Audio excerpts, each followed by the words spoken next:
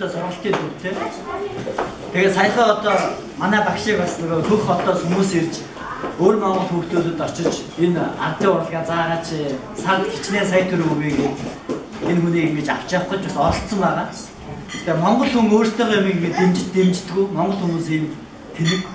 А гэтэл өөр хаа хамаагүй хятад хүмүүс ирээд манай урлагийг ингэж авч явах гэж хажууд байж идэг тийм. Тэгэхээр бид нар ингэж юм хийх гээд яагаад байгаа энэ хамтлагуудаа тийм энэ сургалтын төвөдөө яагаад дэмждэг юм бэ? Яагаад Монгол хүн яагаад Монгол хүн Монгол дуугаа яагаад дуул сурахгүй байгаа юм бэ гэдэг энэ маш том бас нэг соёлтой холбоотой том асуудал байгаа. Үндэсний энэ соёлтой холбоотой. Тэгээ энэ асуудлын чиглэлээр бас дэлгэцсэн багш ингээд Монгол хүүхдүүдэд маш их юм хийж байгаа. Тэгээд энэ жил одоо 2 CD гарах гэж бэлэн болсон байгаа.